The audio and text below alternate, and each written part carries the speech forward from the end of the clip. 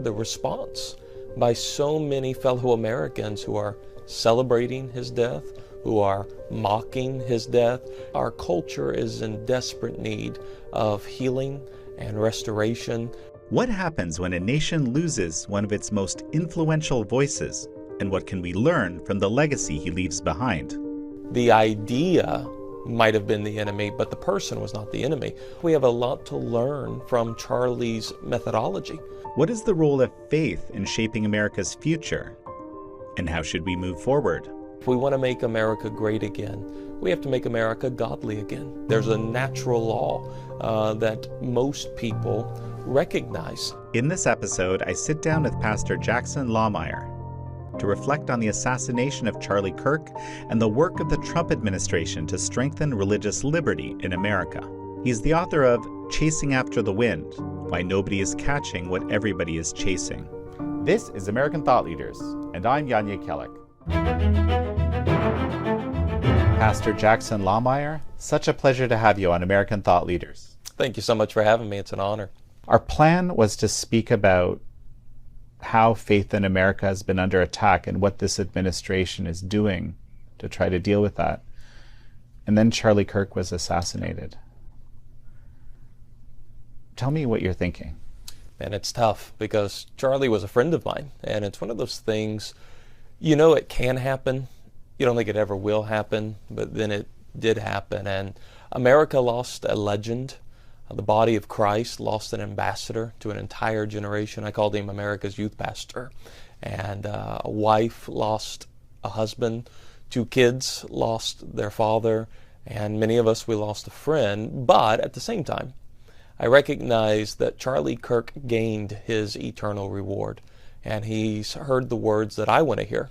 Well done, my good and faithful servant. And Charlie's more alive today than you and I are right here. And so we rejoice with him, but obviously mourn for his family, the Turning Point USA family. And then we have to ask the question, you know, how now shall we live in the aftermath of what just took place? Because it's awful, not just the assassination, but the response by so many fellow Americans who are celebrating his death, who are mocking his death. And so it goes to show you that our culture is in desperate need of healing and restoration. And this is a what you could call faith being under fire. This is faith under attack. Charlie Kirk was so vocal about his faith, and he was so effective. You know, people say he was full of hate speech, right? I don't think so. I think they just hated his speech because he was so good at what he did. He would allow people to express their opinions, and then he would give an argument that was in a gentle manner, but was in a convincing manner. And so we lost a legend, but I believe many more voices will begin to speak up in the aftermath of this. I'd interviewed him a number of times. We were friendly. I didn't know him very well. But one thing that I found to be maybe not unique, but he was, I guess entirely unusual in this, that he was transparently not viewing the people that he was talking to, who some of whom, were really against him in quite extreme ways. He didn't really view them as his enemy. I note that because I that's how I try to treat people in a similar vein, but it's hard. I mean, if you want to speak to that at all. I think that's why Charlie was so effective. Charlie would reach you in your mind, but also he'd reach you in your heart, because Charlie cared about people. It wasn't the person was not the enemy. The idea might have been the enemy, but the person was not the enemy. And so that resonated with people, because here was a person that I think they understood, he doesn't hate me. He actually cares about me. He's listening to me. He just disagrees with the ideas that maybe I have. And so I think if more of us had that approach, that the enemy is not the person. The enemy may be an idea that the person holds to, but the person is not the enemy. And it is the only way to probably convince people of your argument. If you come across hateful and mean and spiteful, you may have the perfect argument, but no one's going to receive it because of the tone and the measure and the demeanor that it was spoken. And so I think we have a lot to learn from Charlie's methodology, which is why I believe he was so effective. Tell me a little bit more about how you knew him. Yeah. And we were babies, it looks like, when I look back at this picture. The first time we met, we were on the Reawaken America tour. This is many years ago, and we were both young. You know, I'm only 2 years older than Charlie. And so we just kind of connected over that. We were both young, everyone was much older. And I was just getting my feet wet into kind of the political world. And I was running for the United States Senate in Oklahoma, and I was running against an incumbent U.S. senator. And so there was a lot of pressure on President Trump to endorse the sitting U.S. senator in Oklahoma because, you know, he's a sitting U.S. senator, and I'm a 29-year-old kid running against him. And Charlie Kirk was the guy that made the pitch to President Trump not to endorse the sitting U.S. senator, but to give me a shot in the race. And so Charlie actually introduced me to the Trump family. That's what opened the door to lead pastors for Trump. And so I think back, you know, Charlie really opened a door for me that I would have never been able to open for myself. So I owe Charlie Kirk quite a bit because without his taking a gamble and a risk on me, introducing me to the president, to his family, I wouldn't have led Pastors for Trump, which was like one of the greatest honors of my life. I wanted to ask you more about that and how that actually works. But is there some particular, I don't know, moment that you remember in your interaction or something that, you know, kind of personifies him for you? Oh, that's easy. The thing that Charlie Kirk was most proud of was not Turning Point USA, although he was proud of it. And it was an incredible machine and still is an incredible machine. He was by far most proud that he had a wife that he loved and that he had 2 children that he adored. That was Charlie's entire world. He was living out his faith. He was living out what he was preaching. You know, his message was pretty simple to the young men: get married, have kids, love God, love your country. It was a very simple message. And Charlie was living it out. And so that's the thing. He was a genuinely good person. And to see people mock and ridicule him in his death is just so heartbreaking because none of them actually knew Charlie Kirk. You know, there's been all sorts of reactions that I've followed. You know, some of it has been this, you know, kind of an increase in interest in Christianity. I've seen all sorts of social media posts saying, you know, I'm picking up my first Bible, you know, I'm inspired and things like that. Then of course there's the type of reactions that you described. Then there's this also other category of reactions, and this is something that DNI Tulsi Gabbard spoke about at this DC vigil a few days ago, where someone said to her, and this just represents a significant number of people that even I've talked to, you know, it's like Charlie's approach failed. Yeah. And there's no way to talking with these people. I don't think talking works anymore. You know, maybe we need to go to some extreme measures. I mean, how do you react to this? Just this, I've got a whole thought set that I just offered here. And well, I would say talking obviously works. That's why Charlie was taken out, because he was so good at reasoning with people and talking with people, and he was so effective, and that was why he was so dangerous in the sense of he was able to dismantle ideas and arguments in a way without being violent, without being mean or spiteful or anything like that. And so, no, Charlie Kirk's approach did not fail. It was extremely successful. And it's the model that we need to adopt moving forward if we're going to bring healing and restoration to the country. It's the only way. And to your point, though, there's the Charlie Kirk effect. Churches were jam-packed this previous Sunday. Like my church was standing room only. It was filled 20 minutes before service. We had a line of people trying to get into the auditorium. Bible sales among first-time Bible buyers is at an all-time high. So these are people who have never owned a Bible. They're going and buying Bibles. So there's the Charlie Kirk effect. His voice is more powerful in his death than what it was when he was going from campus to campus to campus. And so that's the good side. The bad side is obviously the social media silos. because the algorithms know what keeps you engaged is rage, anger, and that's what keeps you scrolling through TikTok or Instagram or YouTube, whatever it is that you're going through. And so it's feeding and poisoning our minds, especially children when they're seeing violence, rage, hatred. It's becoming a part of who they are. And so, parents are going to have to really monitor what their kids are viewing through social media. FBI Director Kash Patel actually spoke to this as being, one of the biggest challenges, people becoming radicalized in these silos, just in these set of very active hearings, let's say. We call that intense fellowship. Mm-hmm. Now, what I'm hearing you saying about Charlie Kirk is, that he provided a kind of a model for how to, help America get back to its roots, or getting some kind of unity. I don't know, that word is a little bit fraught for me, because there's like the Maoist way of unity, sure, right? Which is you eliminate the people that have different views, right? This is that we're talking about a different kind of the good kind, the different kind of unity where we realize that we're not each other's enemies, even though we have very different viewpoints. Unity can be a bad word, unity can be a good word. Mm-hmm. And we do have to have a sense of unity.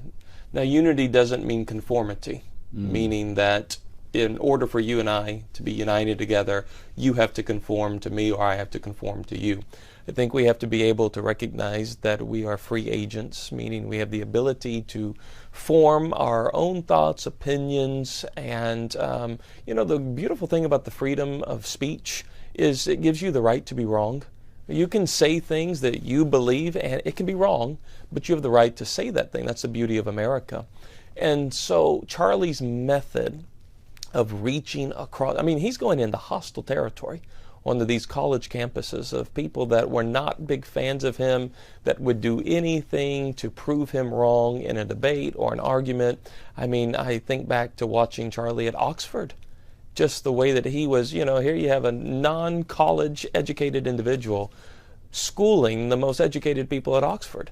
And so his method, though, was so good. And I think if we could adopt that into the way that we have conversations with people who differ from us politically, religiously, whatever it may be, I think the intensity would come down a few notches to where it is, okay, you're not my enemy. I may not ever agree with you, and you may not ever agree with me, but we are both Americans, and we want what's best for the United States of America. Mm-hmm. Thank you for tuning in to American Thought Leaders. In a world where spin and agendas dominate the headlines, I'm proud to bring you unfiltered insights from the brightest minds in America, from a relative outsider Canadian perspective. To keep this possible and to access even more exclusive content, in-depth documentaries, in our daily digital newspaper, consider subscribing to the Epoch Times today. It's your way to support independent journalism. Just hit the link in the description below to subscribe and unlock the full American Thought Leaders experience and so much more. You can try it today for just $1 a week. So just hit the link in the description below. And now back to the interview.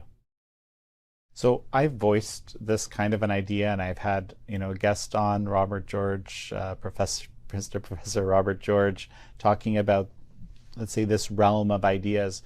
One of the common responses that I've seen, I look at how people respond, was just something to the tune of, go along, get along. That clearly doesn't work. What about justice? Oh yeah, justice is for the government to issue, not for individuals. Vigilante justice is not real justice. And so the proper role of government is to punish wrongdoers and to protect good citizens. Unfortunately, that hasn't been necessarily the case recently in the U.S. government, but we're getting there with people like Kash Patel and who's in the Department of Justice.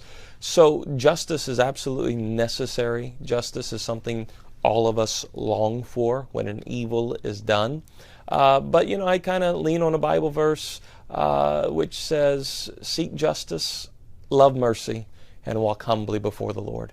And I think that's the approach all of us have to lean upon. And that's one of the big challenges, right? I feel like so many of the things that we took for granted, like what you said, right? That when laws are broken, that will be punished. Right. And when people are good citizens and are trying to affect positive change or something like that, that won't be punished. Right. Right?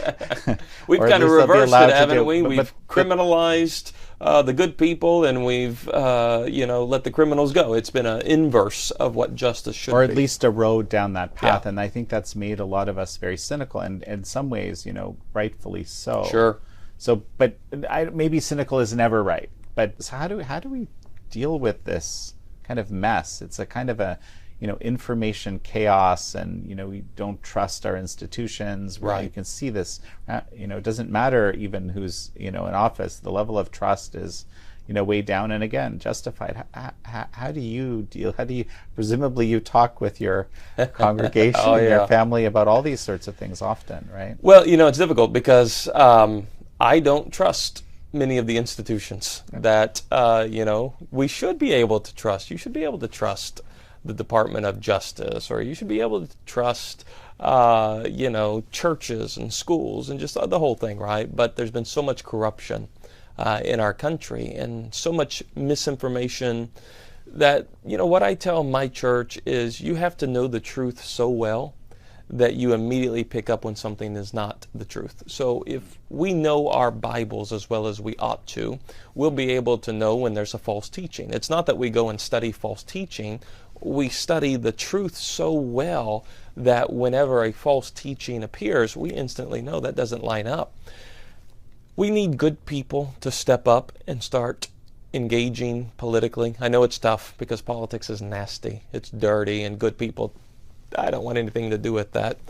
But we've got to start filling in these lower roles. We always focus on the presidency, which is vital. But we need to fill in school boards, city councils, mayoral offices with good people, because local government has a major impact on our lives. And, local action produces a national impact. And so I would encourage people to really consider, yes, these institutions have been corrupted, taken advantage of, so we need good people to get into these institutions so trust can be built, because we can trust people that are good, that are decent, that are honest. And I think that's really what we need right now, is a changing out of the guard. Those who have been in positions that have caused us to distrust these institutions need to be removed via elections. This is the process of our system, via elections, and replaced with people that we can trust. And this really rings true to me. Few people, let's say, that are in significant roles today. I was one of the people that came to and said, "Hey, do you think I should, run, or do you think I should, go for this office, or it's going to be a nightmare?" I mean, I'm being a little bit glib here, and I said, it's terrible, and I don't see myself as ever doing anything like this, but we absolutely need good, moral, decent people, and I know you are one, so I'm for it. Well, I'll tell you something. Right? Benjamin Franklin was asked, "What form of government did you give us?" And he responded, "A republic, if you can keep it." And our founding fathers understood something. Our form of government only works if you have, according to their words, a just and moral people. So you have to have a just and moral people for this form of government to work. And when you don't have a just and a moral people, all of a sudden you have what we have. We don't trust any institution. And so people have to get back to our roots of what made America great in the first place. And if we will get back to our roots, more people will run. And so, my phrase when I was really out on the campaign trail was, if we want to make America great again, we have to make America godly again. People that are pursuing their relationship with God, people that know that there is a standard that God himself has put out for how humans are to behave. There's a natural law that most people recognize.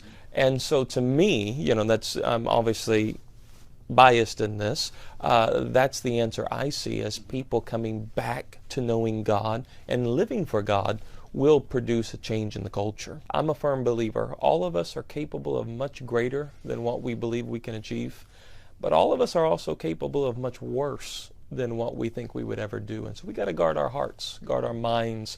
That's why I bring up the social media thing consistently, is because if you're feeding yourself this rage, this anger, this hatred, you're going to become rageful. You're going to become hateful, and you're going to become very angry.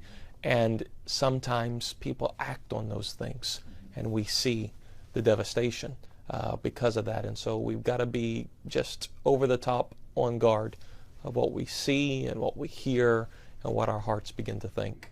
I find myself quoting Solzhenitsyn often lately, especially this line, that the line between good and evil cuts through every human heart. You're exactly what you were speaking to here. And I don't know if this is whose line this is, maybe it's mine, but we are what we consume. Yeah. And that's certainly what I've learned over the years. And I, try to be very judicious in what I put in myself, because that grows in you. Well, there's no, you have to face that. Yeah. And I think it's of profound import what you just said, actually. Well, they say it in physical training: you are what you eat. I was thinking that too, and this is coming out in the sort of HHS-oriented policies, trying to deal with chronic illness, getting rid of dyes and all sorts of things right out of diet. You are what you eat. Right. And you are what you consume in your mind. And your mind is so important to guard, because there is an enemy out there that wants to corrupt your mind to do things that you should never, ever do. And that's why social media, it's a great tool, but it's also a great liability. I want to talk about pastors for Trump. And so, because for some people it might be, it obviously is a very political organization, right? And some people might believe that there's some kind of that could create a problem for you, okay, sure, as a Christian or as a pastor or something like that. But so explain to me how this works. Yeah. Well, Pastors for Trump was a coalition, over 10,000 pastors, all 50 states, but it was primarily focused on the question: how do we mobilize the largest voting bloc in America, which is the evangelical voting bloc? But evangelicals don't really turn out to vote too well. So the thought was, what if we mobilized evangelical Christians by mobilizing their pastors? Because if a pastor gets up to his church and he says, go vote and vote your values, that's a big, significant push, because people listen to their pastors. And a pastor can represent 60 people or 6,000 people, depending on the size of the church. And so that was the idea. Let's mobilize pastors to help get President Trump back into the White House, because there's never been a more pro-Christian president in my lifetime, at least. Someone who moved the needle on issues that matter to me as a Christian. And President Trump kept his word on those issues. What would be some examples? Oh my goodness. Well, just the biggest one by far is the Supreme Court justices that he appointed in his first term. He's directly responsible for Roe versus Wade being overturned and sent back to the states, which was something, we all fought for, but I don't know if we actually thought that would ever happen. And then it did happen. President Trump striking the Abraham Accords during his first term. And then obviously he made the promise in his next term that he would start the faith office, that there would be a standalone office in the White House that is directed at protecting religious liberty and things like that. And so, there's never been a more pro-Christian president in my lifetime. And so we did it. It was successful. Evangelicals turned out en masse. 9 out of 10 voted for Donald Trump, which was just astounding. It helped get him back into the White House, and now he's doing tremendous things. especially for people of faith. You know, he's launched the Anti-Christian Bias Task Force, which is looking into how the IRS, the DOJ, the ATF, and the FBI were targeting people of faith, specifically Christians. You know, the thing I love about President Trump is he doesn't make a lot of promises on the campaign trail and then doesn't follow through. When he makes a promise on the campaign trail, he made a promise to us pastors. He said there would be a faith office just for you guys. He followed through with that, and that was early on in the administration. And so, yeah, Pastors for Trump, it was a blast getting to travel the country. I was doing an interview once like this, and the journalist was very sincere.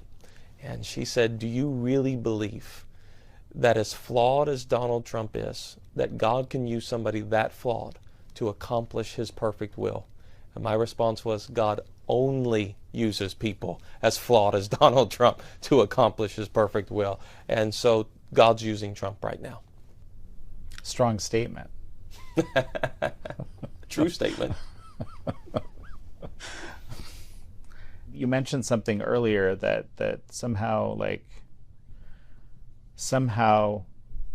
in his death, Charlie Kirk's vision is somehow, I don't know, growing beyond and quicker. And I mean, it's hard. You have no idea how things would have happened otherwise. People have described him in once in a generation or even several generations talent, you know, likely future president, and all these things. But on the other hand, you're saying that there's this growing movement that has come out of this horrible tragedy. Well, I mean, you can look at a few things. Since Charlie's death, his social media following has increased by the millions,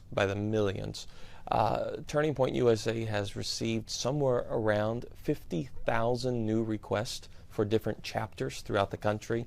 I mean, you just look at the spark, and now you have people that they're going back and rewatching his clips, his messages, and people who were maybe not even that familiar with Charlie Kirk, they are very, very familiar now. And so it will inspire others. There will be others with unique gifts, talents, and abilities. There will never be another Charlie Kirk, but there will be people, just like there was only one Rush Limbaugh, and there's only one Charlie, but other people with their gifts, their talents, their skills, they step up. And Charlie's life has inspired so many. So we will see many new leaders. Will there be another Charlie Kirk? No. But there will be other leaders that will rise up because of this. And, you know, I'm a big believer in Romans chapter 8, verse 28, which says, God makes all things work together for good because we love him and are called according to his purpose. And all things means even the bad things. Somehow God is able to weave the good, the bad, the ugly into this beautiful story that we're living out right now. And so I don't know how it all will shake down. I have no idea. We're seeing good fruit right now, but I believe God will make this work together for good. And so you mentioned at the beginning some of these kind of extreme negative reactions. One of the things that strikes me, I looked at some of the things that the people who are, you know, vitriolic believe. I mean, and I can't even imagine why someone would celebrate someone's death like that. They must think that literally they're like a Hitler, sure, or something like that. That's rhetoric that's been used, of course, but there's a lot of things that these people believe that just aren't true, like about what he said, you know, what he stood for, and how do we deal with that? That's tough, right? Because a lot of people are basing their assumption of Charlie Kirk on a 10-second clip that was taken out of context, or whatever the case may be. And so I think, but also and people are pushing those things deliberately, and this is what this is going back to these social media silos. You can do that, and people might think this is what he said, and look, the evidence is right here. Yep. They just didn't think to watch the whole thing. There might be another, or they don't need to because they're friends and everyone else agrees. Yeah, that's the tough thing, isn't it? Because social media has presented a new challenge of misinformation, disinformation, because once you view something and if you watch it, the algorithm begins to feed you what you're staying on. So you're going to get more. I think the best thing that we can do is what we're doing right here. We're talking about who Charlie really was. We are talking about how important and significant he was, what he stood for. We fight disinformation and misinformation with true information. What did he believe? What was his impact? And if we do that, I believe it'll help fight the misinformation that is out there about him. And there's always some people, like I think whenever these things happen, these situations, and there's a vitriolic reaction, extreme reaction, and so forth. I mean, this has happened multiple times. I even know you have received, all sorts of vitriolic reactions just simply for playing the role that you've played. Yeah. Actually, maybe just tell me about that briefly. Oh, the death threats are consistent. Our church... Death threats? It's incredible. Our church has to have extreme security.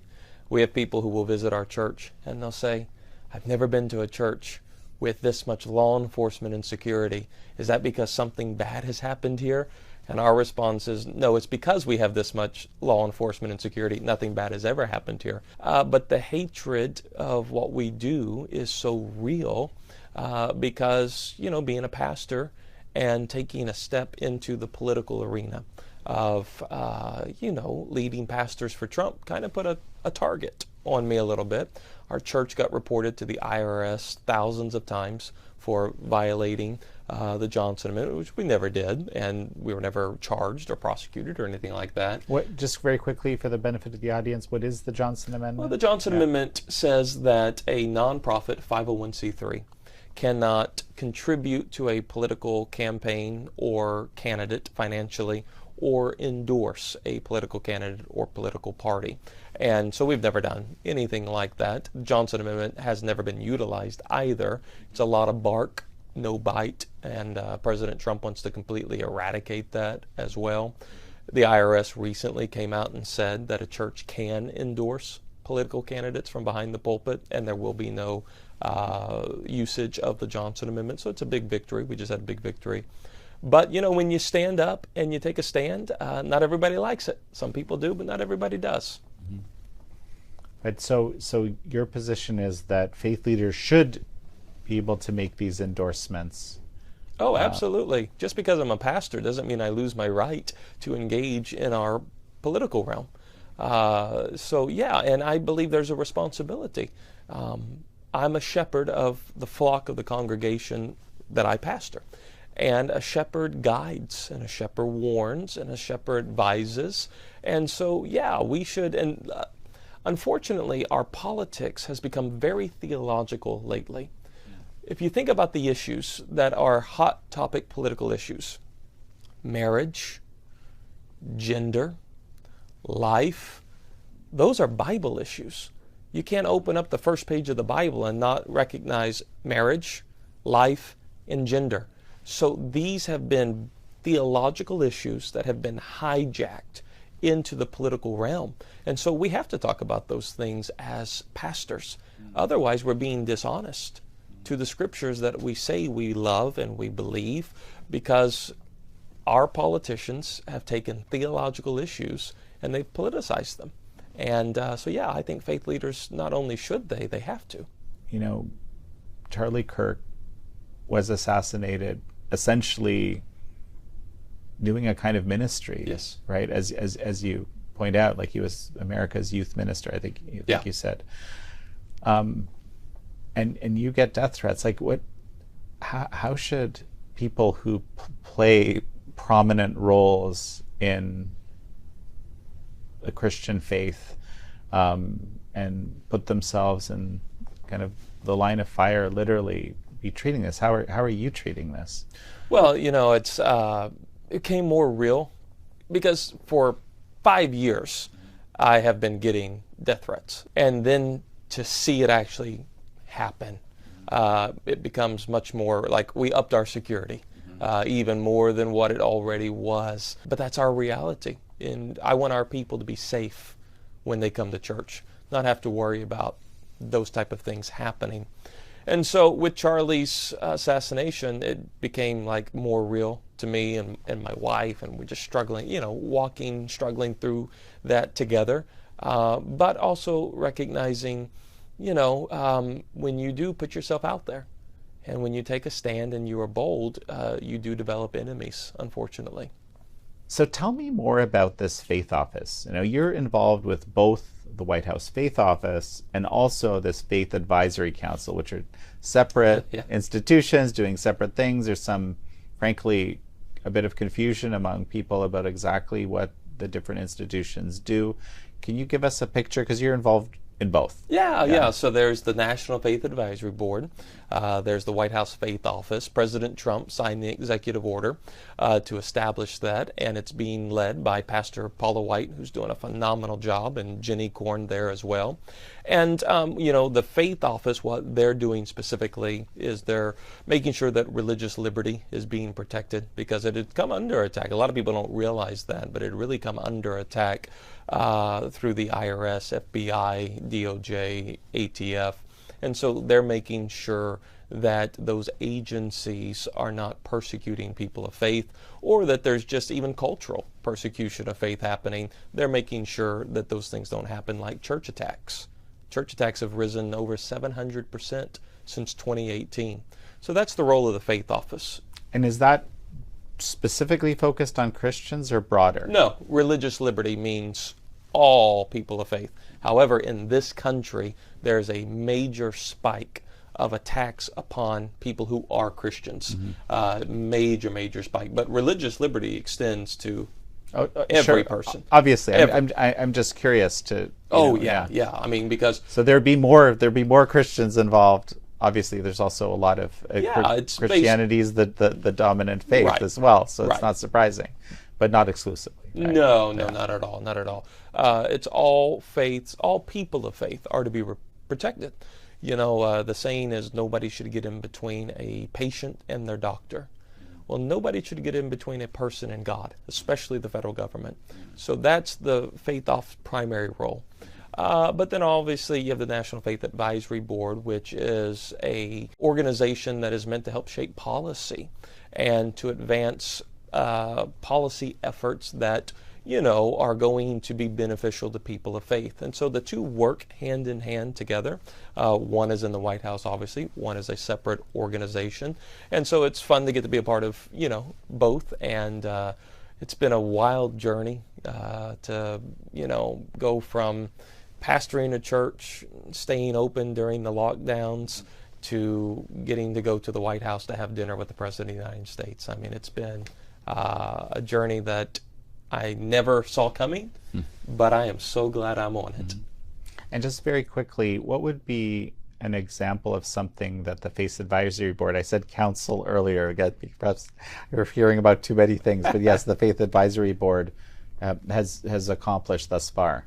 Well, it played a major factor in getting President Trump elected. The National Faith Advisory Board did.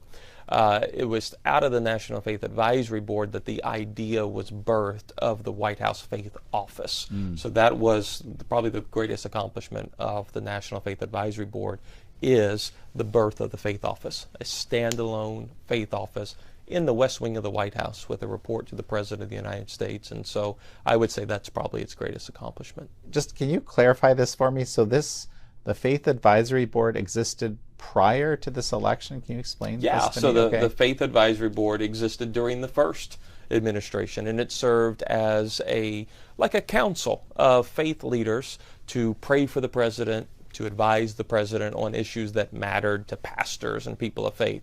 And so fast forward to the 2024 campaign, it was the National Faith Advisory Board that put forth the idea to President Trump about establishing an official White House Faith Office to go beyond just an outside council that is the National Faith Advisory Board. So it's two separate things, but they flow very well together. I see. And your job has really been to bring pastors here, as I yeah, right? I've been somebody that has taken that role on of saying, I think this pastor should go up to the White House, this pastor should have involvement.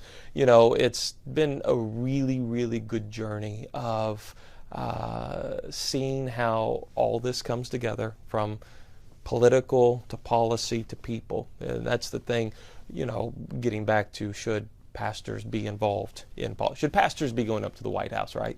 Well, the answer is yes, and that's because people matter. And if we believe that people matter, then we have to realize something. Policy impacts people for better or for worse. But policy is determined and it's fought out in the political arena.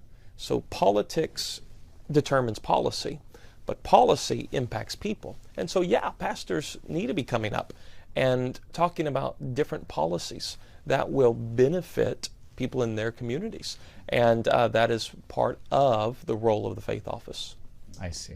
Okay. Well, thank you for explaining. Now, I truly have a much better picture of what's going on. And so you've actually written a book recently, and I just want to get you to tell us a little bit about it. Yeah, the book's called Chasing After the Wind, Why Nobody is Catching What Everybody is Chasing. And the great baseball player, Darryl Strawberry, wrote the foreword to the book for me. And really what it's all about is the one thing all of us are chasing, whether we're Republicans, Democrats, young, old, we're all chasing happiness. We all want to be happy. That's why we do what we do. And sometimes that chasing of happiness can cause us to do things we shouldn't do. Why does somebody get addicted to drugs? It's because there's the promise of a euphoria state of being and happiness. And, you know, or my case, why do I eat Oreos late at night? Is it because they're good for me? No. It's because they make me feel good. They make me happy. At least temporarily. It's a moment, Yeah. but that's everything in this world. Mm-hmm. It's a moment, we'll be happy, and then it's gone. And it's like chasing the wind. Happiness is the wind. It's elusive. You never actually catch it. You think, well, if I just had this, then I would be happy. And then you get it. And come to find out, you're not fully happy. You chase something else. And so the book is all about how can you find true joy, true happiness, and peace in a crazy world. Because if you look at the world around us, it's lacking peace, it's lacking joy, it's lacking contentment. And so how can you find those things? And we're getting great reviews. People saying it's just been a life-changing experience. And the book is out, Chasing After the Wind. It's on Amazon and Barnes & Noble and Books A Million. But if someone goes to my website, they can get a signed copy. I'll sit there and sign. No auto pen either. It's the real signature. Well, congratulations, and I've enjoyed reading the book, I have to tell you as well. I think there are some great lessons contained therein. Thank you. You know, this has been a wonderful conversation. You know, greatly appreciative of you visiting me here. A final thought as we finish? Well, I just want to thank you so much for what you're doing. And I think this right here is what will help solve many of our nation's problems. Being able to sit down, have a conversation, to think things through, maybe not even agree on everything. We're different free agents. However, recognizing we both want what's best for America, for our families. We may have different ideas of how we get there, but you're not my enemy. I'm not your enemy. We're Americans, and we're in this together. And if we could just honor Charlie Kirk by practicing his methodology, I think we could see a real turning point in the United States of America. Well, Jackson Lahmeyer, it's such a pleasure to have had you on. Thank you so much. If you enjoyed what you just watched, support our independent journalism by subscribing today to the Epoch Times and get access to all of our exclusive content. Just click the link in the description below, and we'll see you next time.